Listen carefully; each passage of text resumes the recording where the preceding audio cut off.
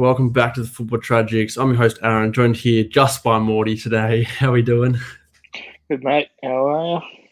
Good. I was surprised to see only you. I thought we could get all four of us on. We keep saying every week, but look, hasn't happened. Some of the boys are MIA. That's all right. The main man, we needed to get you on for today. That's the most important one for that big Liverpool versus City game.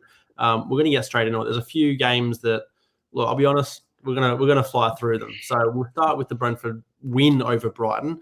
For me, a little bit surprising given the run Brighton were on, but since have taken a turn and they're actually having a bit of a stinker recently. What are your thoughts? I think Brentford just want to play every 2 weeks. I mean, Tony's rocked up with another double. He's flying, actually, at the moment. He's got a few goals. I mean, he's throwing his hat in the ring for England. Probably still won't get picked because he's not a defender, but that's another argument. But yeah, it was a bit surprising. Brighton, hot start on a new manager, draw with us. I think they had another result in between, and yeah, not much else to say. Brentford, doing just a bit. Yeah, you look at Brentford's form, and like you said, it's so inconsistent. It's win loss draw, win loss draw. Like there's not really a trend. Well, I suppose it is, but it's not a good one. But Ivan Toney still scoring goals. He's having a monster season, and I think having the World Cup mid-year is just perfect for him because he's obviously hitting his stride now, and he's carrying up the table. I mean, they're sitting in 9th. It's a great start for him, and if they can carry on, they're going to have a season like last. If it wasn't for a freak called Erling Haaland, he'd be second in the top goal scorers already. Yeah, exactly. Everybody just I think they just need to write off Erling Haaland, just have a silver boot because he's not getting caught. Don't know. We'll get into it. Well, I mean, Harry Kane, we'll get into him a bit later, but he's having a blinder of a season. 9 goals, 8 goals in 9 games, and he's not even in the shout for a golden boot. That's how ridiculous Haaland is so far. But as I said, Brighton, poor result. They've had a bit of a slump in form because they were pushing European football for a little while there. But I trust them to somewhat get it back on track. I mean, we're not going to go over this game tonight, but I mean, they had a 0-0 draw, absolute snooze fest. Not really a snooze fest. They should have smashed. Who did they play? Sorry, Nottingham Forest. They should have absolutely smashed them, but just couldn't seem to find the back of the net. But we'll get into that in the next pod. So Leicester versus Palace, 0-0 draw. This one I kind of just saw coming. Leicester aren't really doing much now, and I think Palace are a team that are much better at home than they are away from home. So for me, not a surprising result. Leicester, bottom of the table. It's just, what do you say? How long does Rodgers get? He shouldn't have any longer. Like, in all honesty, there's managers sacked for much less over the last 3-4 seasons. I mean, I don't know how he walks in every day. I don't know what he's doing because, yes, they probably haven't backed him as much in the transfer market, but with what he actually has, he should not be in last place as they are currently. If they were down 15th, 16th, we'd still be having the same argument, but at least he's got something on the board. There should be no reason he's in last place with the players he's got. So, I think it's spot on. Look, like Rodgers, I don't think he should be in a job still. Like you said, they didn't back him. That's fair enough. So I wasn't expecting them to have a good year, but I think everybody expected a poor year from them, but not this bad. The squad they have is still, I don't think it's touching Europe quite because the likes of Vardy aren't firing. They don't have a striker who's consistently scoring goals, but they're definitely a top 10 team, if in a bad season, just below 10th. So to be sitting in 20th, last place, and Rodgers still have a job is quite baffling to me. We saw them smack Nottingham Forest 4-0, which is, it's an easy feat these days. But that should have been the game that turned them around because we've been saying that their current draw coming up, the next few weeks, is forgiving. So that was where they should have picked up points. And so far, they've got, since that big win at Forest, they've got 3 points. 4 points to go draw. So not good enough for them. Leicester just, bit in the bin. Again, Palace this morning had a good win, but this game, a bit lackluster. But again, I think they're a better team at home than they are away from home. So a point away, but at Leicester last year, you'd take it. You can't change their expectations this season too. So good on them. Yeah, exactly. Let me just change this for us. All right, this is the next game. I had it typed in as Wolves versus Wolves, but it's Wolves versus Forest, 1-0 for Wolves. Again, I think an expected result. I can't say much. Look, but neither team's really finding the back of the net consistently. I think Wolves have only scored 5 goals. Nottingham Forest have scored 7. So, 11 games in, that's disgusting form, especially for Wolves, I'd say.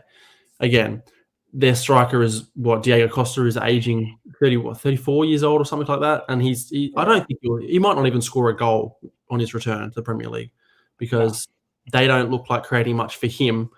And again, we can get into them next week again, but they had a shit result again this morning against Palace. So after going up 1-0, so they're well and truly in the bin as well, just like Leicester. And it's crazy because these two teams were literally pushing European football for the last few seasons and making upward strides. And now they've just undone all the hard work. Well, that's it. Wolves, I think the year they made European football, they were on fire. They came into European football. We all said, it might be a bit rough for them. And they've fallen off everything completely since then. They haven't done anything. They haven't even been anywhere near that form. Mm. And they've strengthened. They've spent money. Yeah. I just don't know what the goal is there. They've lost, 3 managers. I don't know. I don't know where they turn because, they've obviously turned to Diego Costa up top, but yeah, I agree. They have strengthened completely. Bruno Lage has now got the sack. They're looking to get back in Nuno again. So whether that's a good move, I don't really know. I mean, he knows the club, but I think he'll more just steady the ship. I don't think they're going to make any upwards trajectory with him. I think they'll probably just be safe, just about. Thereabouts. But like you said, they've made some good signings. So for them to be in this position is very poor. Let's speak about 2 teams that have come up and are in really good form, really good, sitting pretty to say. Fulham 2-2 draw with Bournemouth. Probably one of the games of the round, absolute cracker. Solanke started very early, the first minute of the game, I believe. Fulham then turned it around, back to Jefferson Lerma, who took the lead again for Bournemouth, and Mitro equalised. Again, I think Fulham, without Mitro, are a bit doomed. He scored a penalty, but they need him to fire. But yeah, I think this was a pretty cracker game. And for Bournemouth, I mean, this is relevant for you. Since you guys smashed them 9-0 and we thought, that's the end of Bournemouth, they're the only undefeated team in the Premier League with a caretaker manager. What's going on? We did them a favour. We're just returning the favour from all that money we stole off them for Ivan fucking Solanke. So... Yeah, I mean, there's not much to say. Like, look, Bournemouth are having a great season. Fair play to them, unbeaten in however many games. Sitting in 11th. Great season for them so far. Fulham as well have dropped off a little bit, but again, they were never going to sustain that form. But again, to be sitting well and truly, I wouldn't say well and truly out of the drop zone because it's still like 4 points away, but they look well and truly a better team than any of the teams sitting down there. So great. I think it's a fair result, even result. Stats pretty similar, and I think they both take a point and move on. They're just lucky that there are teams sucking at the moment. I think currently they've got a couple of points off those teams that should be doing better, and if you take that away, I think they're still on the chopping block to go forward. So had a couple of good games to start, but yeah, as we've seen, Premier League's a long season. So you are right. It's not a sprint; it's a marathon. Spurs, however, they're sitting quite high, sitting in 3rd, equal points with Manchester City. Can jump above them if they win tomorrow because City's not playing against Arsenal. 2-0 over Everton. I think it's a pretty straightforward result. At home, you'd expect this, wouldn't you? Yes. Yeah, well, yes and no. It is Tottenham at the end of the day. They always like throwing up some fucking random results, but yeah, there's not much more to say. Harry Kane, he's doing bits again. He's pushing for that record. Whether he gets there, I'm still not convinced. Still don't know. He still needs to get 30 a season. For like 3 years or something. He's still, isn't it almost 100 behind or like just over 100 behind? So he's only 75 or 80 or something. But even still, like we've seen his injury record. He cops another one of those injuries. He's turned around. He's come back at the age of 32. Like scoring another 50 goals from them. He is having his best year in a few years now. Like he's thereabouts. So if he can crack on, fair play. And I think that is probably hunting. The scene, Kane's great seasons have come at the downfall of Tottenham's record. That the years he doesn't actually get the Golden Boot and bang, they do better. So you're not wrong. And look, I think Son there, like you said, they do better without him at times. I think Son, he was having a shocker to start the season. Then he came alive and scored a hat trick, within however many minutes off the bench. And then again, since then, he's kind of been a bit quiet. So struggling season for him. And I think for them to really do a title charge. Because, look, it's realistic, I suppose, at this point. They're up there. He needs to be firing because they can't rely on Kane because at the minute, Kane is scoring goals, but a lot of those are penalties. And if you don't get penalties, I think it's more just the teams have worked out that the game's going to be won by Son, whereas Kane will just get some goals. I think Kane is a good enough finisher to find the back of the net at least once a game to be expected almost. But Son will be the one that'll create every other chance under the sun for Kane, for Richarlison, who's now out injured again. Yes, go on. Yeah, I mean, you mentioned Richarlison. It was against his former club, but again, Everton, I think, are lacking the strike power. They have Dom Calvert-Lewin, who's back from injury, but again, he's not the same that he was that one season he had. They had 4 shots, 0 on target this game, dominated in possession, but I think they would have been hopeful to get something from this game, but not surprising they didn't. But they're now two losses in a row after a decent little bit of form. So again, they're sitting just above the drop zone. Nobody expected a whole lot from them this season, but they need to pick up a few results to just kind of stay in the Prem. But let's take about a team that might not stay in the Prem, and I don't think you'll care too much. At Southampton 1-1 with West Ham. Again, I think a result that I don't think either club's happy with it, but they'll take it. I don't think West Ham probably deserved to win this game. Should be ecstatic with this 1 point because they're not going to get many the rest of the season. Yeah, you look at the stats and it's quite baffling actually. West Ham had 25 shots but only 4 on target. Southampton had 10 with 8 on target. So again, Southampton are struggling to score goals because they have a fair chunk of shots every game. But I mean, it took right back, to break the deadlock for them. So not good for them. West Ham again, struggling season, but slowly getting it back on track. And a draw away, it's not the worst result. Keeps them unbeaten in 3. So either team, a point, you take it afterwards or beforehand, you take it. But I mean, you look at the stats and you probably think we should have won that game for both teams. All right, another snooze fest. Well, that wasn't a snooze, but this is definitely United 0-0 over Newcastle. We don't have Tony here, so you'll have to substitute your thoughts on this game. Was this actually a snooze fest? Well, I thought it was quite entertaining. Maybe it wasn't. I'm just trying to bait it. Nah, it's just. I mean, it's 0 or draw. Talk to me about the 0 or draw though. It shouldn't have been. I mean, Rashford bottled chance. Ronaldo, take it as what you will. Did find the back of the net. Probably should. I've seen all sides of this story. Yeah. At the same time, the ref got his arm in the air, so yes, it doesn't count. But then why has the ref got the arm in the air and blown the whistle? So he's done the wrong motion altogether. We've seen, highlight clips everywhere under the sun of players and playing that tricky little ball that no one thinks has been played. I don't know if they're trying it or not. Don't know why they were trying it if they were, but I don't actually know where I sit in this. I kind of think it should have been given because just how shambolic it was at the time because they watched it. Ronaldo watched the ball for a good 10 seconds and then decided to take it. Yeah. So I think it's one of those ones where if it's your team that does it, you're like, that's a bloody goal. But if it's your team on the other end of it, you're like, there's no chance that stands. But like you said, I do think it probably could have stood. I mean, the ref somewhat got his decision making wrong, his call making wrong, his hand gestures. So could have definitely stood. Again, though, I think a poor-ish result for United at home. I think away they take a point against Newcastle, who are quite flying high, but at home should maybe be doing better. Now, I just want to ask you though, where United are sitting right now, fifth spot, 16 points. Is that a good start to the season for them under Ten Hag? Would they take it, or should they be doing a little bit better? If they weren't named United, you'd have to say that yes, that's where they should be sitting with what's happened the past couple of years. But they are called Manchester United, and no, they should be much higher than what they currently are with all the money they've spent. However, also, Matt failed to mention, Varane, where's his bloody card, and why did Newcastle not have a penalty? Because I think it was Callum Wilson, he got absolutely molested.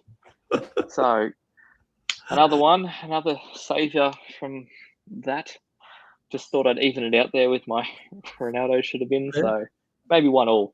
The draw's a fair result. We'll give it that. For Newcastle, however, great result for them. or I suppose decent enough result for them, but they're sitting very well on the table, so I think they'll be happy where they are for sure. If they come, we come out of this World Cup, we're in January. Newcastle go, we're one player off, cracking that top 6 for some better from Europe. They'll go for it, and it'll be a scary sight because they've spent money pretty well so far. Yeah, can't hate on them. They haven't done anything stupid. They still have a whole bankroll. Like, I think they could literally sign a Neymar and Mbappe and still be under financial fair play for this season. So, yeah, I don't think they'll get that caliber of player. No, they won't get one. But I agree with you. They have the money to get that caliber player and pay them whatever they want. So the fact that they've done their business quite well and signed players that but they're not record breakers, but they have fit into that team perfectly. I mean, they've signed each position perfectly. Bruno Guimaraes, one of the best players in the league right now. Kieran Trippier for his position, phenomenal.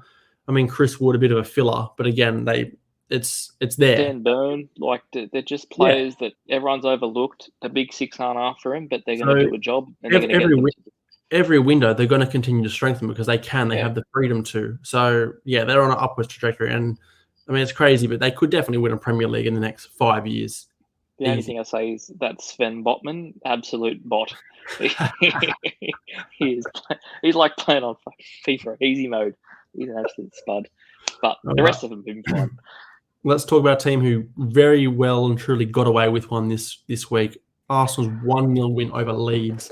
I mean, we were made to wait for the start of the game. Was it delayed for the power went out or something crazy? Yeah. But wow, Arsenal. I mean, they went up. Great goal by Saka, but geez, Leeds were relentless that second half, and just everybody else wanted to see Leeds equalise because Arsenal. I mean, this is probably one of their. When you get a few games each year that you're lucky. Yeah.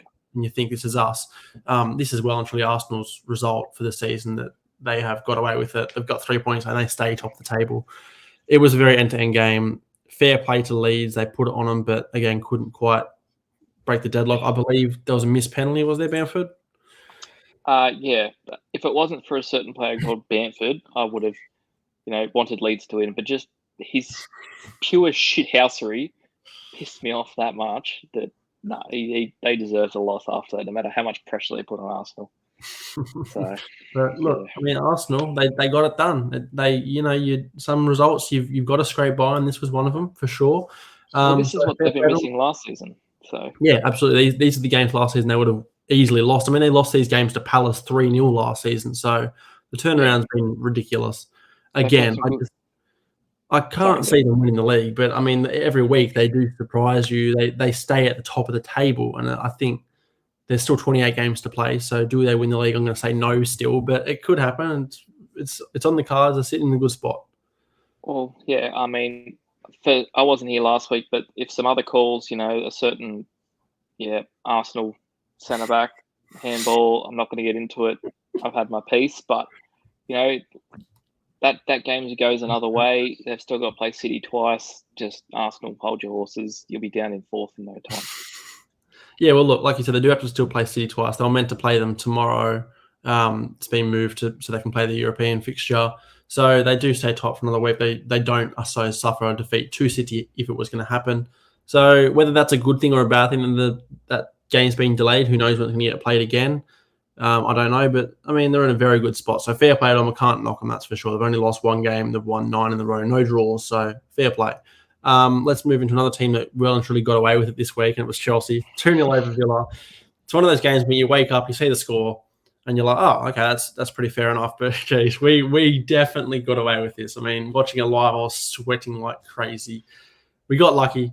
Mason Mount's early goal. Tyrone Mings, I don't know what he's doing. Absolute donkey. What the hell is he doing? Just jumping, heading the ball back. Doesn't know. He's a terrible defender, let's be real. And then from then on in, they were just putting it on us, and we should have gone into the break probably like 3-4-1 down. Coming out of it, 1-0 up, Mason Mount scores a great free kick, and it finishes 2-0. But yeah, again, like Arsenal, one of those games where you don't deserve the win at all, but you well and truly take it because they put it on us from start to finish. They were there.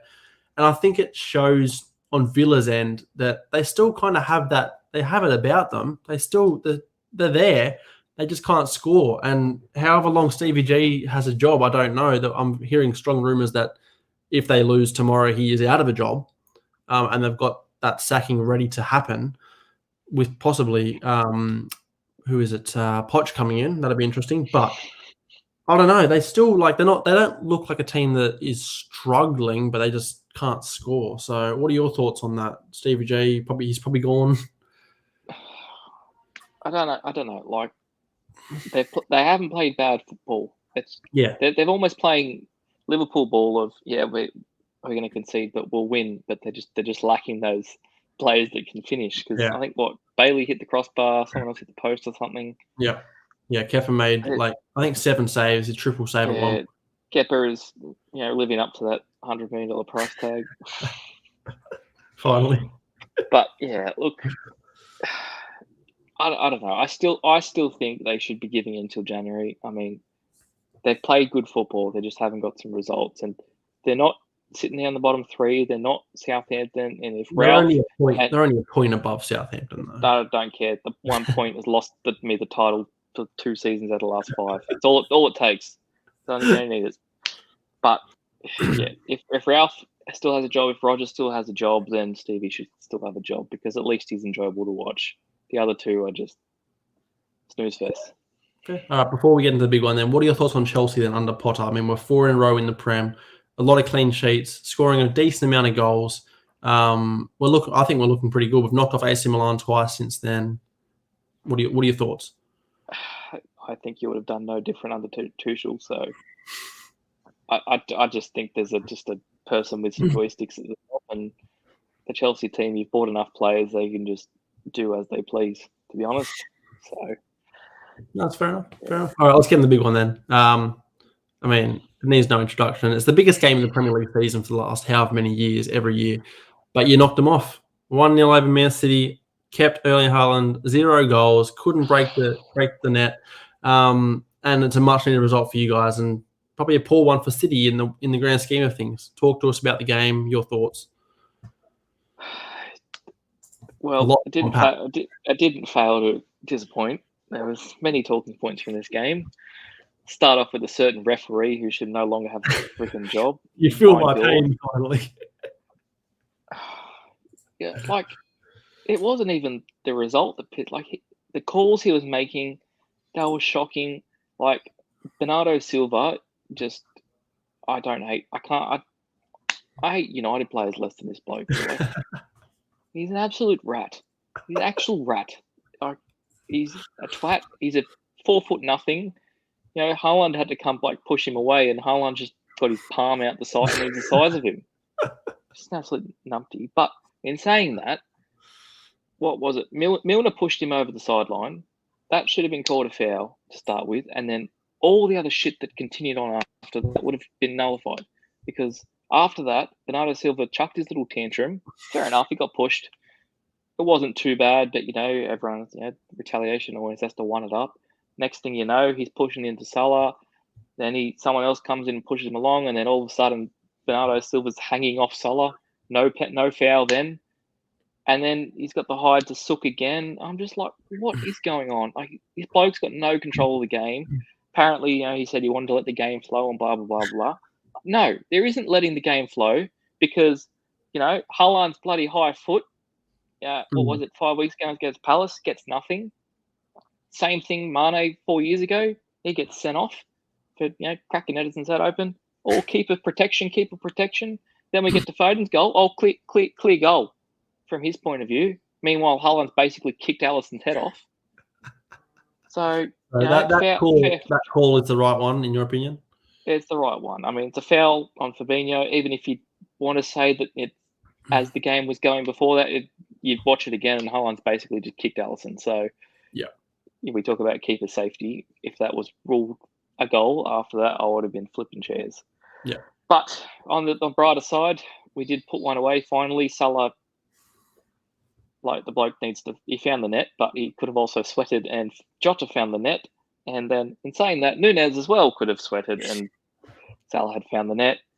My Lord, we could have run 4-0. Yeah. However, Haaland probably should have finished one as well. Header from about 6 yards out, straight at Alisson. any other week, I think Haaland puts that clear any other corner of the goal. So I think we're a bit lucky there, but we deserved the win the way we played. We didn't deserve the win on our form, but if you just watch that game, Liverpool deserved that win because we could have had 3 by the end of it. And mark my words, Cancelo, if that was Trent, he'd be fucking ridiculed. Had wanted sign for him. He'd be locked up. The whole English media would be after him. But no, he's Cancelo. And just to point out that City have now only conceded 2 less goals than us. So all this bullshit that Trent cops, some of it justified, some of it not. But where's City's? I called him out for it the other 2 weeks ago. I'm calling him out again. Their defense is piss poor.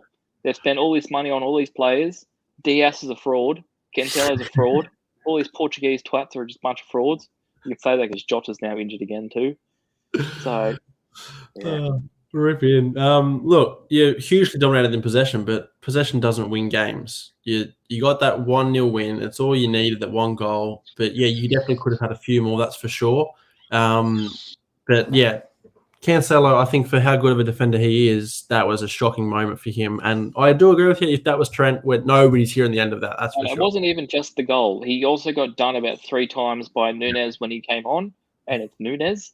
Yeah. And before that, Jota done him, I think, twice as well with the overlap. Like, come on. Like, there's something about this fixture though, and it's Salah's bread and butter, isn't it? He scored an absolute worldie last year goal of the season. This year, that's a phenomenal goal on his behalf as well. The turn, the finish.